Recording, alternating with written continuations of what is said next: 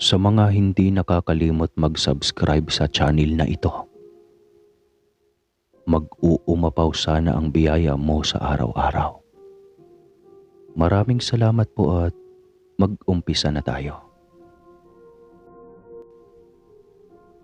Marami tayong mga nagagawang maling desisyon sa buhay.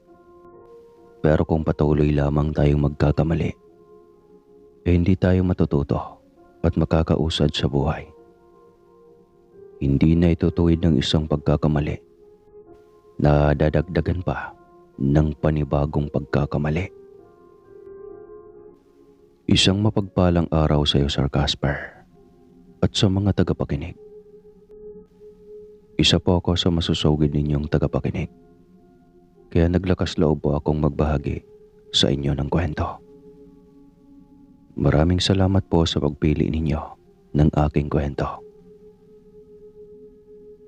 Tawagin niyo na lamang po ako sa pangalang Bong. Hindi ko tunay na pangalan.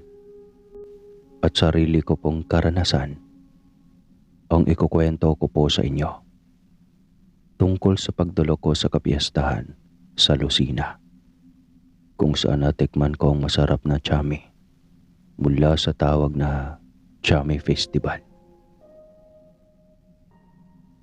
Ito ay hango sa totoong nangyari sa buhay ko. Bahala na po kayo kung maniniwala kayo o hindi. Hindi ko makakalimutan noon, taong 2003, buwan ng Mayo. Kakatapos ko lang makipaghiwalay sa aking nobya na si Elisa dahil hindi ko matagalan ang kasamaan ng kanyang ugali. Matapobre siya, selosa at sagsaka ng pagiging bungangera. Parehas kaming estudyante sa kolehiyo noon, pero magkaiba kami ng kurso at hindi ko siya nagiging kaklase sa ibang subject. Nag-usap kami pero hindi ko na magawang makipagbalikan sa kanya dahil naguguluhan ako kung dapat pa ba akong makipagbalikan sa kanya o kung karapat-dapat nga ba kami para sa isa't isa. Hindi ako pinanganak sa Lucena dahil mula dito ako sa probinsya sa Quezon. Mangyaring nag-aaral ako sa isang universidad sa Lucena at nasanay na akong mamumuhay doon. Wala kaming klase noon dahil piyesta sa Lucena. Tamang-tama lamang na nakaagap kami ng pagpunta sa bayan at masasaksihan namin ng mga programa nang hindi na kailangang makipagsiksikan sa napakaraming tao sa paligid. Napuno ng mga banda, parada at iba't ibang aktibidad sa Quezon Avenue. Kaya naman halos magsarado ang daan. At kung saan-saan umiikot ang ruta ng mga sasakyan para lamang makaiwas sa traffic. Napakasaya talagang nakikipagsiksikan ang mga turista at mga kumukuha ng larawan sa dami ng mga tao na nanonood ng parada. Hindi nagtagal ay nakatabi ko si Angeline na aking dating nobya. Sadyang mapaglaro talaga ang kapalaran at hindi ko sukat akalaing magkikita pa kami sa halos 2 taon na nakaraan bago kami naghiwalay. Tadhana na yata ang nagtatakda para magkita kaming muli.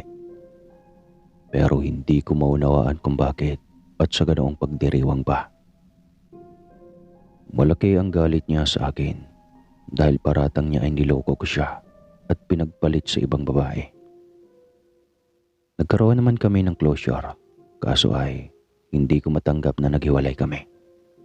Dahil sa labis din akong nasaktan sa kagaguhang ginawa ko sa kanya. At yun nga, napalitan ako ng nobya na bungangera at sobrang selosa. Tapos matapobre pa. Balik po tayo sa kwento.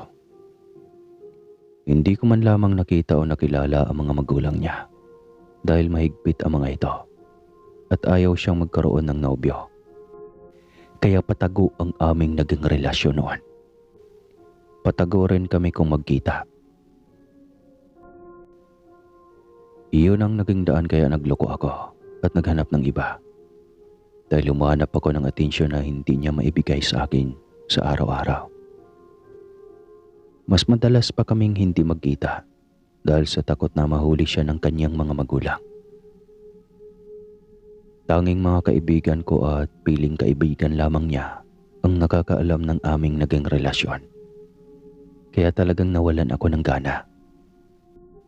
Sa pagkikita namin ay sumilay na naman ang panibagong pag-asa. Ngumiti sa akin si Angeline at nangamusta. Hindi ko man lang siya kinikitaan ng pagkailang sa akin at kita ko ang pangingislap na mga mata niya. Kaya pakiramdam ko ay may natitira pa siyang pag-ibig sa akin. Nakipagkwentuhan ako sa kanya at gumaan ang loob ko. Naisip niya akong imbitahan at ang mga kaibigan ko sa kanilang bahay.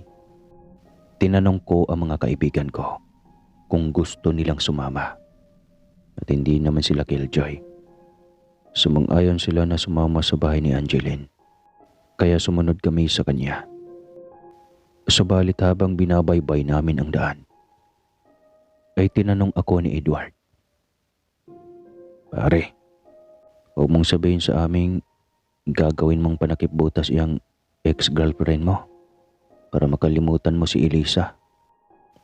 Alalahanin mo na kahihiwalay mo pa lang sa kanya at magsisisi ka kung bigla ka na lamang makikipagmabutihan dyan." Lumingon ako at kinausap si Edward. "Pare, grabe ka naman kung makapag-isip. Malawak din ang imahinasyon mo. Nagbago na ako at hindi ganoon kadaling kalimutan si Elisa kahit pasagsakan ng sama ng ugali niya. Inirerespeto ko pa rin ang paghihiwalay namin.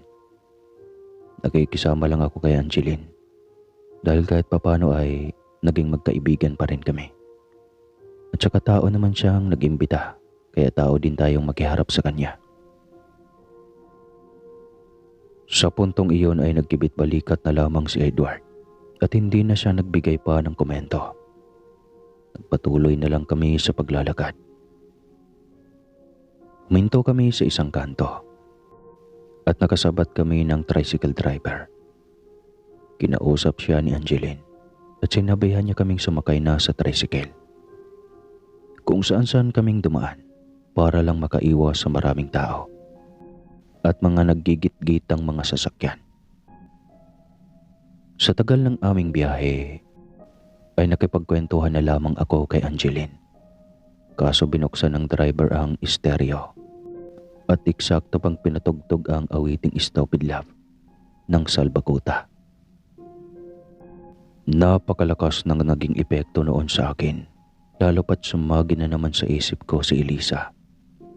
Pati ang mga pinagsamahan namin noong magkasintahan pa kami. Pinipilit kong mag-focus sa pinag-uusapan namin ni Angeline hanggang sa hindi ko na malayang natapos na pala ang awitin. Inabot na kami ng gabi sa pagbibiyahe. Huminto kami sa isang bukana na medyo may kalayuan. Papasok ang daan at pakiramdam ko ay lagpas na iyon sa may Arias. Maraming puno at mukhang matatalahib ang lugar na pinuntahan namin. Kung iisipin ay parang lugar iyon kung saan dinadala ang mga sinasalvage na mga tao. Noon lamang ako nakarating sa mismong bahay ni Angeline at first time ko rin na makilala ang kanyang mga magulang at kapatid.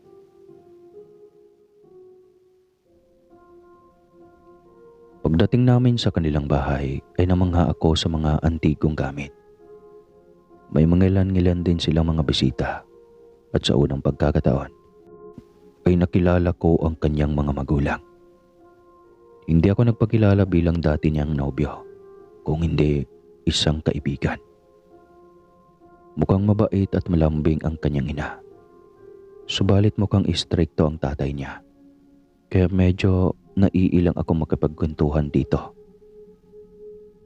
Pinaupo kami ni Angeline sa mahabang lamesa at pinaghintay kami na maluto niya ang espesyal na tsami na kanyang inihandog sa amin. Abala sa pagkakantahan ang ibang mga bisita doon sa may sala. Samantalang ang pamilya ni Angeline ay nakikipagkwentuhan at nakikipagtawanan sa mga bisita. Kami ng 4 na mga kabarkada ko ang naiwan sa may lamesa. Pinagmasda namin ang kabuuan ng bahay ni Angeline at masasabi ko na hindi ito napabayaan at mukhang alagang-alaga sa punas. Lumipas pa ang ilang sandali. Lumabas mula sa kusina si Angeline at may dala siyang umuusok na chami sa isang malaking plato. Ano ba yun, chami o chami? Di ko alam yun. Tradisyon sa bawat piyesta sa Lucena ang Chami Festival at tampok dito ang tanyag na chami na talagang kinasasabikan ng karamihan ng mga taga Quezon. Pagkalapag ni Angeline ay nalanghap namin ng masarap na aroma. Kaso nagtaka lamang ako dahil wala siyang inilagay na kalamansi na pangdagdag asim at sarap sa pansit. Hindi ko magawang magtanong dahil nagpaalam na siya sa amin na maghuhugas ng mga pinagkainan. Nagpasalamat kami at isang matamis na ngiti ang ipinukol niya sa akin bago siya bumalik sa kusina. Kinapa ko ang aking bulsa at mabuti na lamang at may natirang isang piraso ng kalamansi na natira mula sa nabili ko sa palengke noong umaga. Tinuso ko ng tinidor ang kalamansi at ipinaga ko ang katas sa buong chami. Laking gulat naming magkakaibigan nang mapansin naming bumula ang chami. Pagkatapos ay umuusok at makalipas ang ilang sandali ay unti-unting nagbago ang anyo ng pagkain. Nakita namin ang ilang peraso ng daliri ng mga tao, putol-putol na tenga, ilong, tinadtad na dila at iba pang mga bahagi ng katawan ng tao.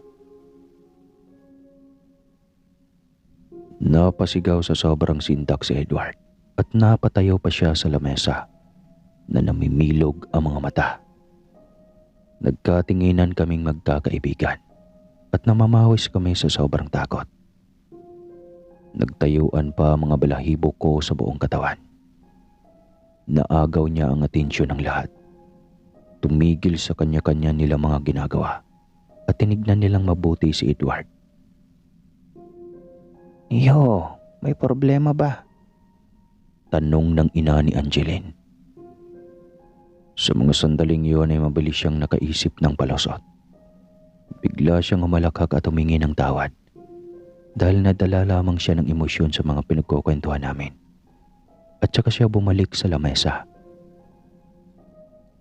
Nagpatuloy sa kanya-kanyang ginagawa ang mga bisita at hindi napansin ang laman ng malaking plato. Kaso ay hindi kami nakaligtas nang bumulaga sa amin si Angeline buhat sa kusina. Nagulat siya at halos mamutla nang makita niya ang mga lamang loob ng tao na nakalagay sa plato.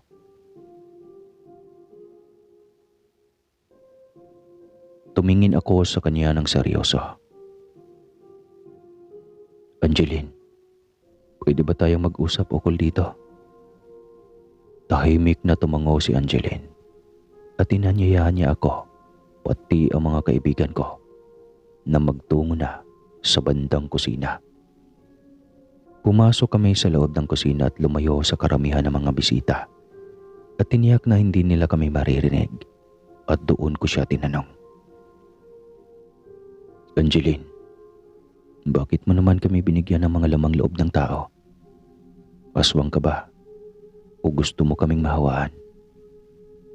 Mabuti na lang at may dala akong kalamansi dahil kung wala, siguradong naging aswang na kaming magkakaibigan." Biglang napaluha si Angeline at pilit na inaabot ang kamay ko bago siya nagwika ng, "Hayaan mo na sana akong magpaliwanag. Patawarin mo ako sa ginawa ko. Ang totoo, mahal pa rin kita.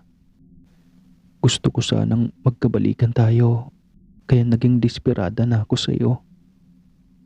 At kamuntikan ko na kayong yang gawing magkakaibigan. Mahal na mahal pa rin kita at ayaw ko mawala ka na naman sa akin. Sa mga sandaling iyon ay may bahagi sa puso ko ang nasaktan. Pero ibinalik ako sa katotohanan ng realidad na isa siyang aswang. At kamunti ka na akong mahulog sa patibong dahil na naman sa maling desisyon. Hindi mo ko mahal, Angeline. Sarili mo lang ang iniisip mo. Hindi mo nga ako kayang iharap at ipaglaban sa mga magulang mo noong magkasintahan pa tayo. Dahil ano? Dahil duwag ka at takot na takot ka sa mga magulang mo. Napakalaki kong gago dahil nagpauto ako sa iyong sumama dito sa bahay niyo. Idinamay ko pa ang mga kaibigan ko. Ngayon ko napatunayan na kahit napakasama ng ugali ng dati kong nobya, ay hindi naman niya ako kayang ipahamak katulad ng ginawa mo sa akin ngayon.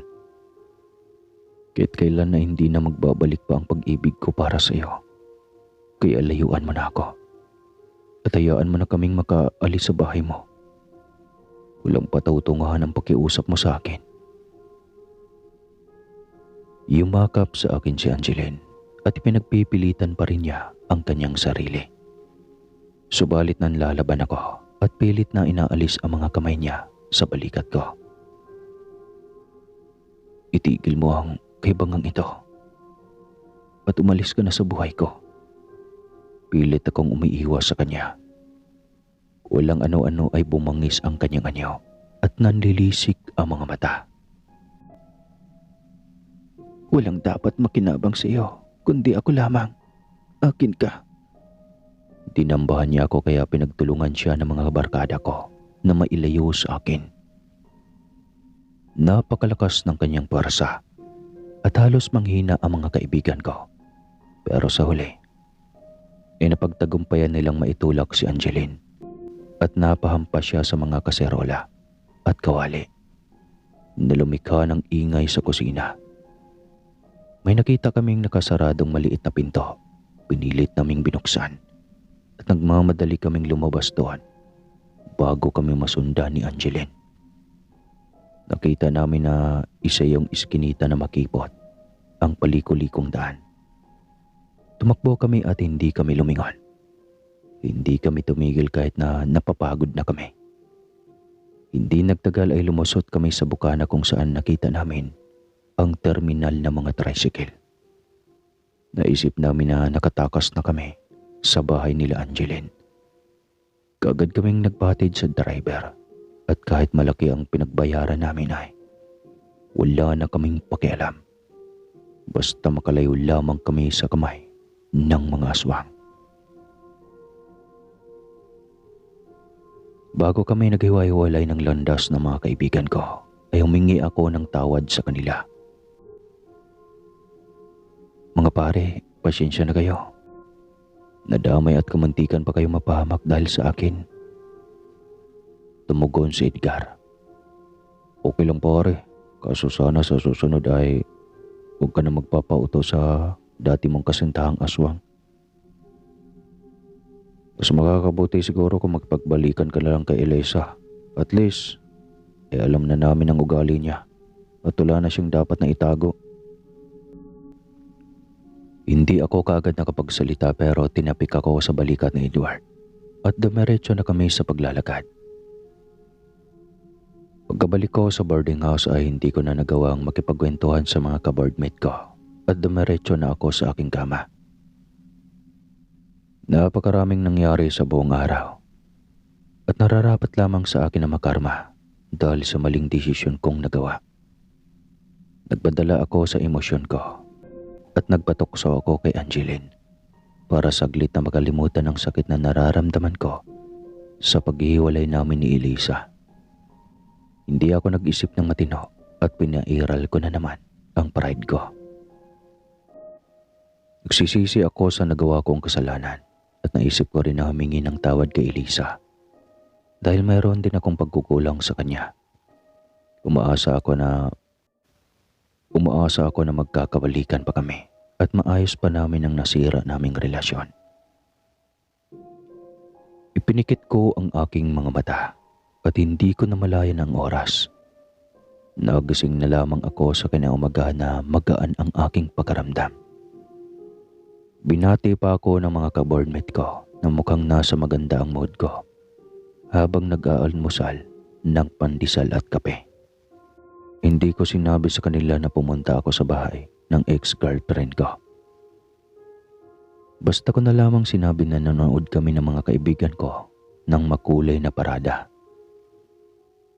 Umiikot na lamang doon ang aming usapan, pati sa Battle of the Vans at iba pang aktibidad sa nagdaang piyesta. Sumapit ang tanghali at naisipan kong bumisita kay Elisa. Nagbagkasakali akong magtungo sa kanilang bahay at inubutan ko naman siyang nanonood ng telebisyon sa sala. Nag-ipon ako ng lakas ng loob. Pinapasok niya ako sa loob at pinaupo sa sala. Ibinigay ko sa kanyang dala kong bulaklak at tsokolate bago ko siya kinamusta at sinabi ang totoong layunin ng pagpunta ko sa kanilang bahay. Matagal kaming nag-usap at nagkapatawaran sa lahat ng mga kasalanan namin sa isa't isa. Lalo na ang pagtataksil ko sa kanya na sumama ako sa bahay ng ex-girlfriend ko. Pero pinatawad na niya ako. At alam niya na malaki ang atraso niya sa akin kung bakit ko nagawa ang bagay na iyon. Dumarating pala talaga sa buhay ng magkarelasyon na pipiliing magtaksil ng isa para lamang makalimutan ang problema at sakit ng damdamin. Pero lalo lamang nakadagdag iyon ng kasalanan at kawalan ng respeto sa taong minamahal natin. Sa huli ay nagkasundo kami na maging magkaibigan na muna at mahalin ang sarili. Ayusin ang mga buhay para mabuo muli ang pagkatao bago muli kami sasabak sa pagkikipagrelasyon sa isa't isa.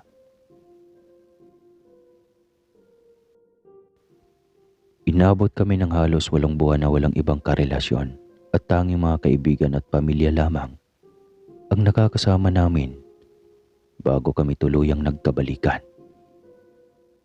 Mas naging open kami sa isa't isa. At kapag may hindi kami gusto ay sinasabi namin kaagad bago pa lumala. Nakita ko rin ang pagbabago ni Elisa. Nabawasan ang pagiging maldita at matapobre niya. Hinabaan ko na rin ang pasyensya ko at pinilit ko siyang intindihin kahit sa kanyang mga kahinaan. Inakala ko na hanggang kay Angeline lamang ang malalaman ko na tungkol sa aswang. Subalit may iba pa pala akong madidiscover. Minsan akong nag-open sa ka-boardmate ko na si Joselito na taga Bordios, pero sa Lucena din siya nag-aaral ng kolehiyo. Nabanggit ko sa kanya ang tungkol kay Angeline at sa totoong pagkatao nito. Kaya nakapagbahagi din siya ng kwento ukol sa aswang. Miyembro ng fraternity si Joselito at may outreach program sila ng mga kasamahan niya. Kasabay pa noon ay nagte-tree planting sila. Inabot na sila ng hapon bago natapos sa aktibidad ng kanilang samahan. Nagiwahiwalay sila at nagsisipagpaalam sa isa't isa. Pinasakay pa sina Joselito at Albert ng kanilang ka-boardmate sa kotse. Subalit tumanggi sila at magko-commute na lang. Kasama ni Joselito si Albert at magkasabay silang umuwi. Kaso ay nag-request siya na kumain na muna sila bago umuwi dahil gutom na siya. Sumakay sila sa jeep at may namataan silang karinderya. Nagkakaunti ang mga kabahayang malapit dito. Pumara sila at huminto sa naturang karinderya. Sa sobrang gutom ay hindi na nila napansin ang pangalan ng karinderya. Basta na lamang silang pumasok at nakita nila ang mangilan-ngilan na kumakain. Mukha namang malinis at masasarap ang pagkain. Kaya naman tumingin sila na makakain. Umorder ng chami sa Joselito, samantalang may kibiho naman ang inorder ni Albert. Nang maihain sa kanila ang mga pansit ay humirit si Joselito. Nabigyan sila ng kalamansi ng tendera. At bigla na lamang silang pinanlisikan ng mga mata nito. Nagulat silang dalawa at hindi sila nakakibo hanggang sa umalis sa harapan nila ang tendera. Nanindig ang mga balahibo ng dalawa at gusto na sana nilang umalis, subalit nahiya sila. At nang hinayang sa kanilang mga order, kaya pinagtiyagaan na lamang nilang kainin dahil mukha namang masarap. Pero bago sila sumubo ay may isang matandang lalaki ang nag-abot sa kanilang ng 2 hiniwang kalamansi. Ngumiti sila at nagpasalamat sa matanda bago nila tinanggap ang kalamansi. Umalis na ang 5 kalalakiang kumain at tanging sila na lamang 3 ang naiwang customer sa karinderya. Pinatakan ni Joselito at Albert ng katas ng kalamansi ang tiyame at may gibihon. Nang bigla yung bumula at umusok. Maya-maya ay nagbago ang anyo ng mga pagkain. Nagkaroon ng samot-saring mga parte ng katawan ng tao, tulad ng mga putol na braso, mata, mga ngipin, daliri sa paa at buhok ng tao. Sumambulat ang mga iyon sa sahig at nakita ng tendera ang nangyari. Galit na galit ang tendera at biglang tinubuan ng mga pangil sa bibig. Nangitim ang kanyang buong mga mata at bago siya makarating sa 2 magkaibigan, ay hinarang siya ng matandang lalaki at iwinasiwas nito ang kanyang sundang. Sige, lumapit ka kung gusto mong patayin kitang aswang ka. Hindi makalapit ang aswang kaya minabuti nilang kumaripas ng takbo palabas sa karinderyang iyon bago pa sumugod ang aswang. Nagmadali silang lumabas kaso wala silang masumpungang mga sasakyan at medyo malalayo ang iba pang mga kabayan. Parang may kaakibat pang kamalasan ang pagkakapunta nila sa karinderya dahil walang dumadaang sasakyan sa highway. Pinilit na lang tumakbo at napadpad sila sa isang warehouse na may kalayuan na buhat sa karinderya. Tumigil sila sa isang tabi at nagtanggal ng pagod. Nakita nila ang isang matandang babae, pati ang isang makisig na lalaki na nakatayo sa labas ng warehouse. Nag-isip sila ng paraan at humingi sila sa mga ito ng tulong. Nagkusang loob sila na papasukin sa kanilang maliit na bahay katabi ng warehouse. Napag-alaman nila na mag-ina ang lalaki at matandang babae at habang naghihintay sila ng sasakyan ay nakapagkwentuhan sila sa matandang babae. Nabanggit nito na pugad ng mga aswang ang karinderya at hindi lamang iisa ang aswang. Meron pang kusinera at tagahugas doon. Mabuti at nagaligtas sila dahil kung hindi, ay baka nayanggaw na sila ng mga ito. Sa katunayan pa ay minsan na silang nakakain doon ng kanyang anak at kamuntika na din silang mahawaan. Nagpapasalamat sila at nagamot sila ng albularyo na buhat sa malayong barangay. Kahit kailan ay hindi na sila kumain sa karinderyang iyon, kaya lang ay napaisip si Joselito na posibleng naging aswang ang 5 lalaking kumain sa karinderya na nauna sa kanilang umalis. Kung kaya't mahinala siya na nasa tabi-tabi lamang ang mga ito at naghahanap ng mabibiktima. Lumabas ng bahay si Joselito at nagpalingalinga. Subalit walang dumadaang mga sasakyan. Nagpasya silang maglakad ni na Albert, pati ng matandang lalaki. Subalit napaka-imposible na makauwi sila dahil ilang kilometro ang layo ng lokasyon nila at aabutin sila ng hating gabi kung maglalakad sila. Sumapit ang gabi at nakituloy sila sa mag-ina. Kumain sila ng gulay na ulam at pagkatapos ay nagtabi-tabi silang 3 sa kama.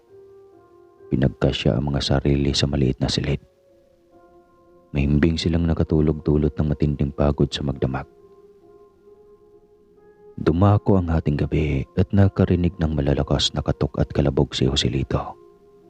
Pagkaramdam niya ay may kumakatok sa main door ng bahay. Bumangon siya at nagising niya si Albert. Magkasama silang lumabas ng kwarto at inalam kung sino ang kumakatok. Napakalakas ng pagkatok at parang gustong sirain ng sino man ang pinto. Binuksan nila ang ilaw sa sala. Pagkatapos ay kinausap nilang dalawa ang tao na nasa labas ng bahay. Sino po sila? Ano pong kailangan nila? Tanong ni Joselito. Subalit hindi sumasagot ang tao sa labas ng bahay. Inulit ni Albert ang pagtatanong hanggang sa makarinig sila ng dalawang paghangil. Napasulyap sila sa may bintana at laking gulat nila na may bumabasag sa bubog na bintana. Naalarma silang dalawa at sumigaw sila sa mag-ina. Masama na ang kanilang nararamdaman ng mga oras na iyon. Lumabas ang matandang lalaki buhat sa kwarto. Hawak ang sundang, samantalang ang makisig na lalaki ay may bitbit na palakol at ang matandang babae ay naglalagay ng bala sa rifle bago niya ikinasa. Lumapit sa kanila sina Joselito at Albert na namumutlang naghihintay sa kung sino man ang taong gustong makapasok sa loob ng bahay. Nakaramdam sila tahimik na nakamasid sa buong paligid. Walang ano-ano ay nabasag ang bintana at pumasok ang isang lalaking nanlilimahid sa langis. Marungis ang buong katawan. May matutulis na mga pangil at napakabaho ng amoy. Umangil ito at pagkakita sa kanila ay mabilis siyang tinadtad ng bala sa ulo. Umagsak sa sahig ang aswang at nawala ng malay. Napakatapang ng matanda at halos magimbal sina Joselito at Albert sa kanilang mga nakita. Inutusan ng matandang babae ang kanyang anak na buksan ang pinto dahil natitiyak niyang mga aswang ang gustong makapasok sa loob ng bahay. Pagkabukas ng pinto ay sumalubong sa kanila ang 5 pamilyar na mukha ng mga aswang. Sila ang 5 lalaking kumain sa karinderya. Akala nila ay nayanggaw na ito, ngunit ang totoo ay mga aswang na pala ito. Sinalubong sila ng mga putok ng baril. Hinataw na makisig na lalaki sa ulo ang aswang, habang pinagsasaksak naman ng matandang lalaki ang 2 pang aswang. Bumulagta ang isang aswang na puno ng tama ng baril sa katawan, samantalang ang 2 pang aswang ay tadtad ng saksak at naliligo sa sariling dugo, at ang 2 ding aswang ay sumisirit ang dugo mula sa kanilang mga ulo. Halos himatayin sa nerbyo si Joselito at Albert sa kanilang mga nasaksihan. Kagilagilalas ang katapangan ng kanilang mga kasama. Inayos at nilagyan ng kaparasong plywood ng makisig na lalaki ang nabasag na bintana. At pagkatapos ay nagtulong-tulong silang masunog ang mga katawan ng aswang sa likod bahay. Hindi na tumawag pa ng responde ang mag-ina. Dahil wala na rin dapat pangambahan at napatay na ang mga aswang. Hindi na nakatulog sina Albert daw at si Joselito sa natitirang magdamag. Hinintay na lamang nilang mag-umaga. Tumilawak ang manok at nagpupungas-pungas na bumangon sa kama ang magkaibigan, pati ang matandang lalaki. Pinag-almusal na muna sila ng mag-ina bago sila pinauwi. Humingi ng tawad ang magkaibigan pero hindi yun pinansin ng mag-ina. Bagkus ay nagpasalamat sila at may mga mabubuting tao silang nakilala kahit sa maikling panahon. Pagkatapos na makapag-ayos ay lumabas na ng bahay ang 3 at napansin nila na marami ng sasakyan ang dumadaan sa highway. Nagpasalamat muli sila sa mag-ina at nang uminto sa harapan nila ang sasakyan ay magkakasabay silang sumakay. Humigit kumulang 1 oras bago bumaba sa jeep ang matandang lalaki. Nagpaalam at nagpasalamat siya kina Albert at Joselito bago siya tuluyang bumaba sa isang tabi.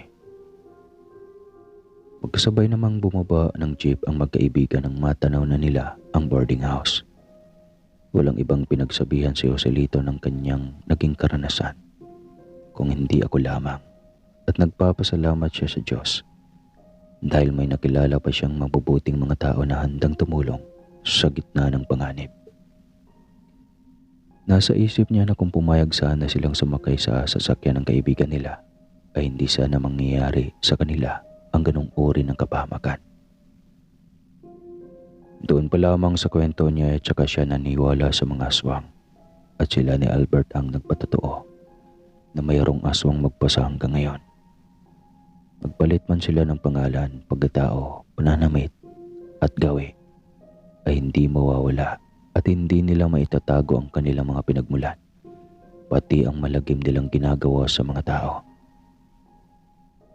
Mula sa karanasan ni Joselito ay masasabi ko na nagiging mali ang desisyon ng mga tao kapag huli na ang lahat at may kaakibat na pagsisisi at alinlangan. Hanggang dito na lamang po ang dalawang natunghayan ninyong kwento at maraming salamat po sa inyong pakikinig. Ingat mga kaswang.